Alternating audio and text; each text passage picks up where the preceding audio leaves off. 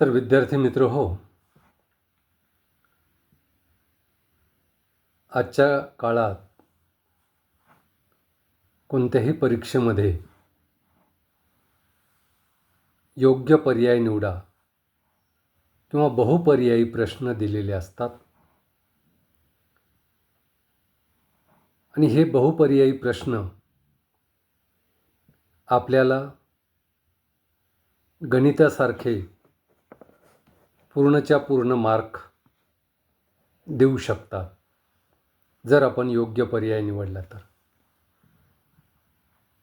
तर अशाच प्रकारचे योग्य पर्याय निवडा किंवा बहुपर्यायी प्रश्न आपल्या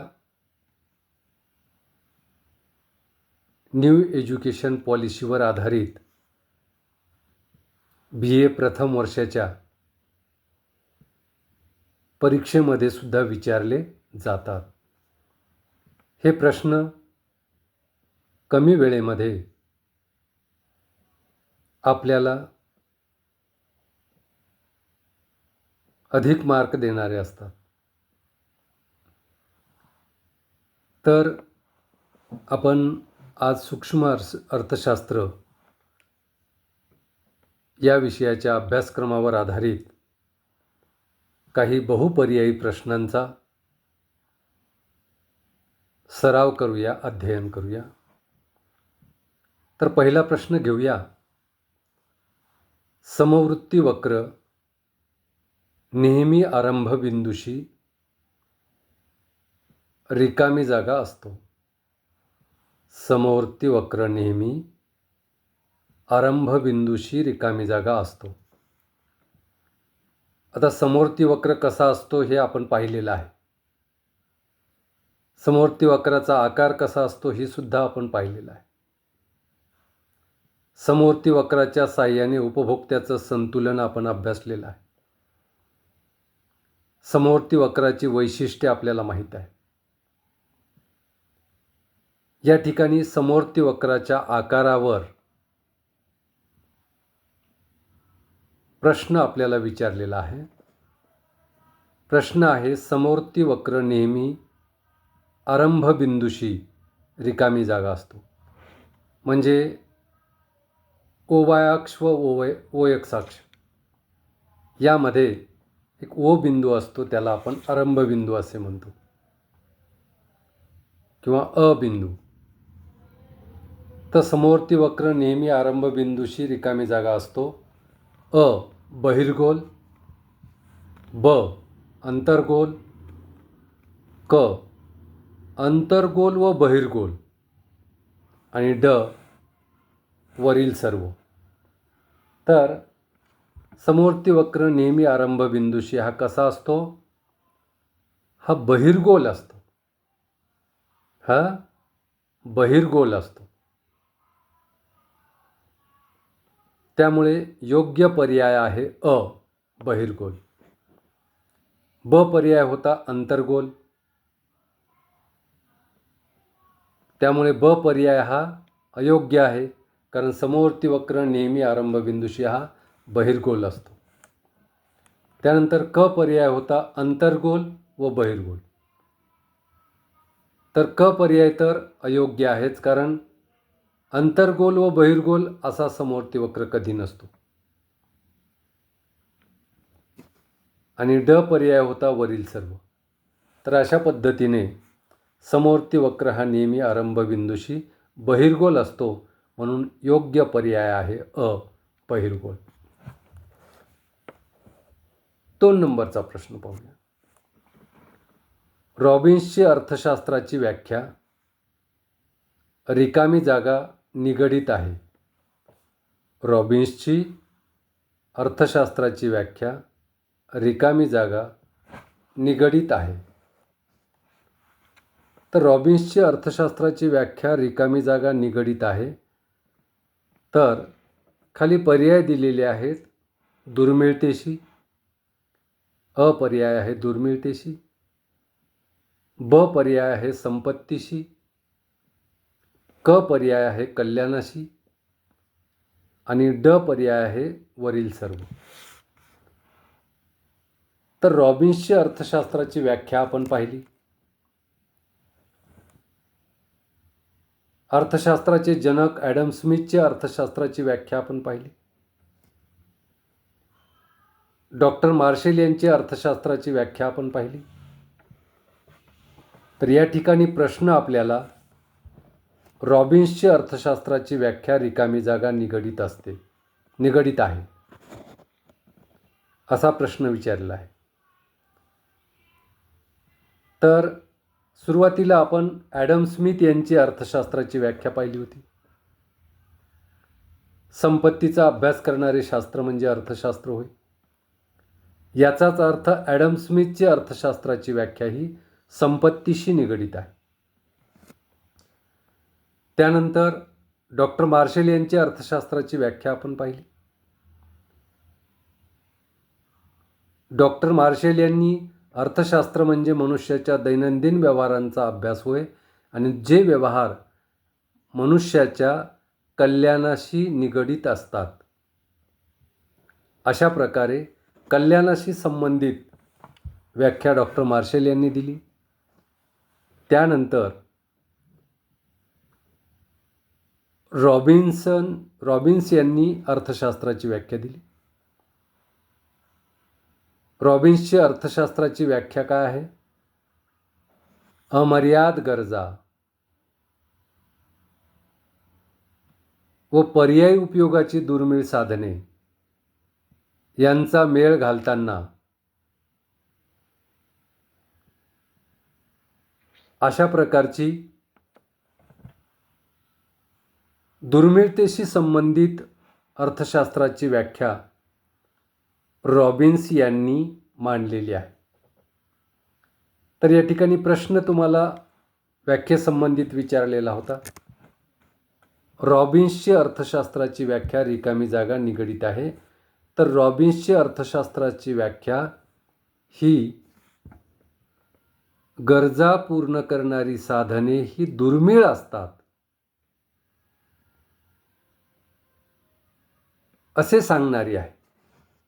म्हणजे रॉबिन्सच्या अर्थशास्त्राच्या व्याख्येचं प्रमुख वैशिष्ट्य होतं दुर्मिळता. त्यामुळे रॉबिन्सची अर्थशास्त्राची व्याख्या ही दुर्मिळतेशी निगडित आहे असं म्हटलं जाते. त्यामुळे योग्य पर्याय आहे अ दुर्मिळतेशी. ब पर्याय काय होता? संपत्तीशी. तर संपत्तीशी निगडित व्याख्या कोणाची आहे? ॲडम स्मिथ यांची. म्हणून ब पर्याय हा अयोग्य आहे. क पर्याय कल्याणाशी. तर कल्याणाशी संबंधित अर्थशास्त्राची व्याख्या ही डॉक्टर मार्शल यांची आहे. म्हणून क पर्यायसुद्धा या ठिकाणी अयोग्य आहे. आणि ड पर्याय होता वरील सर्व. तर वरील सर्व नाही, तर केवळ अ दुर्मिळतेशी हा योग्य पर्याय आहे. ओके. आता तिसरा प्रश्न घेऊया. चैनीच्या वस्तूंची मागणी रिकामी जागा असते. चैनीच्या वस्तूंची मागणी रिकामी जागा असते. अ पर्याय आहे लवचिक. ब पर्याय आहे अलवचिक. क पर्याय आहे एकक लवचिक. आणि ड पर्याय आहे वरील सर्व. तर आपण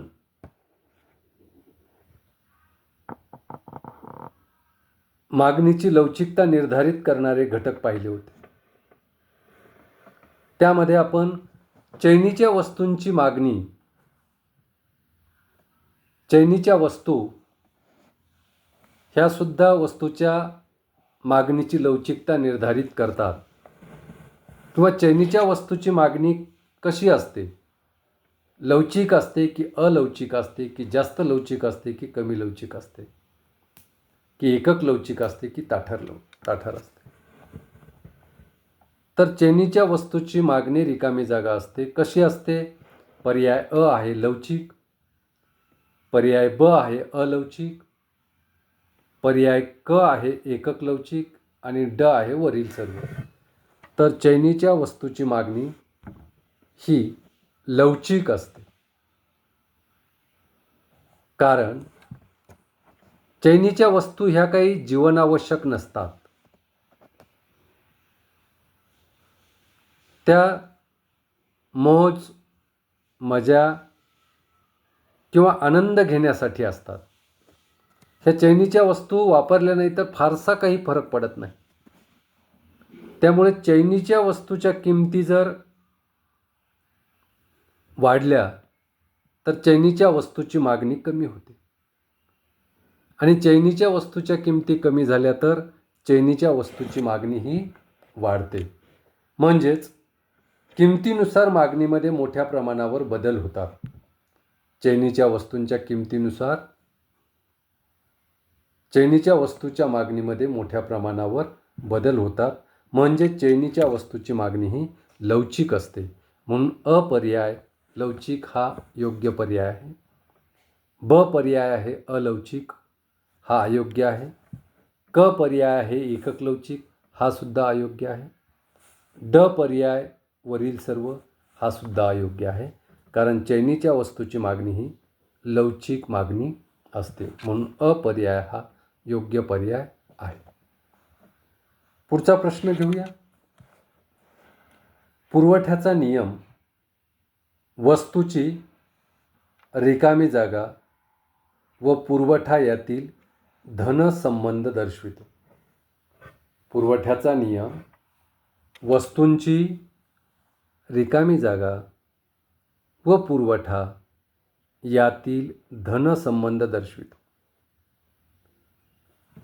अ किंमत, ब मागणी, क अ व ब दोन्ही बरोबर आणि ड अ व ब दोन्ही चूक.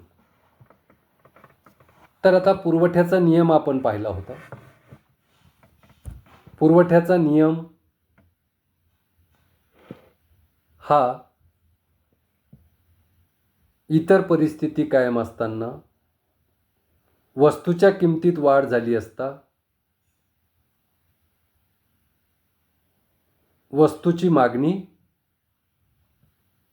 वस्तूचा पुरवठा, वस्तूच्या किमतीत वाढ झाली असता वस्तूचा पुरवठा वाढतो व वस्तूच्या किमतीत घट झाली असता वस्तूचा पुरवठा घटतो असे दर्शवितो.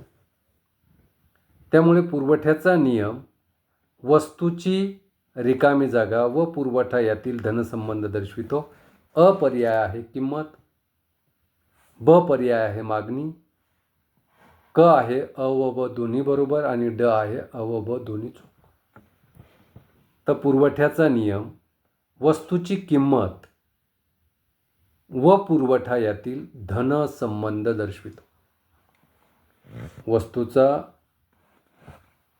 पुरवठ्याचा नियम वस्तूची किंमत व वस्तूचा पुरवठा यातील धनसंबंध दर्शवितो. अ किंमत, ब मागणी, तर अ पर्याय बरोबर आहे किंमत. कारण पुरवठ्याचा नियम वस्तूची किंमत व पुरवठा यातील धनसंबंध दर्शवितो. किंमत वाढली पुरवठाही वाढतो, किंमत घटली पुरवठाही घटतो. त्यामुळे पुरवठ्याचा नियम वस्तूंची किंमत व पुरवठा यातील धनसंबंध दर्शवितो. म्हणून अपर्याय किंमत हा योग्य पर्याय आहे. ब पर्याय मागणी हा अयोग्य आहे. अ व ब दोन्ही बरोबर हा पर्याय अयोग्य आहे. कारण अ बरोबर आहे, ब चूक आहे. ड पर्याय होता अ व ब दोन्ही चूक, हाही पर्याय अयोग्य आहे. कारण अ व ब दोन्ही चूक नाहीत तर अ बरोबर आहे, ब चूक आहे. म्हणून केवळ अपर्याय हा योग्य पर्याय आहे. त्यानंतर पुढचा प्रश्न पाहूया. मागणीची उत्पन्न लवचिकता बरोबर, मागणीची उत्पन्न लवचिकता बरोबर मागणीतील शेकडा बदल भागिले रिकामी जागा दिलेली आहे. तर या रिकाम्या जागेमध्ये काय येते ते आपल्याला ओळखायचं आहे. पहा, पुन्हा एकदा सांगतो. या ठिकाणी मागणीची उत्पन्न लवचिकता दर्शविणारं सूत्र या ठिकाणी दिलेलं आहे. त्यामुळे मागणीची उत्पन्न लवचिकता बरोबर मागणीतील शेकडा बदल भागिले रिकामी जागा आहे. त्या रिकाम्या जागेमध्ये काय येईल? अ उत्पन्नातील शेकडा बदल, ब किमतीतील शेकडा बदल, क पुरवठ्यातील शेकडा बदल, ड वरीलपैकी नाही. तर मागणीची उत्पन्न लवचिकता बरोबर मागणीतील शेकडा बदल भागिले उत्पन्नातील शेकडा बदल. त्यामुळे पर्याय हा योग्य पर्याय आहे. उत्पन्नातील शेकडा बदल. ब पर्याय किमतीतील शेकडा बदल हा अयोग्य आहे. क पर्याय पुरवठ्यातील शेकडा बदल हाही अयोग्य आहे. आणि ड पर्याय वरीलपैकी नाही, तर तोही अयोग्य आहे. पर्याय योग्य आहे, उत्पन्नातील शेकडा बदल. तर विद्यार्थी मित्र हो, या ठिकाणी आपण थांबूया. धन्यवाद.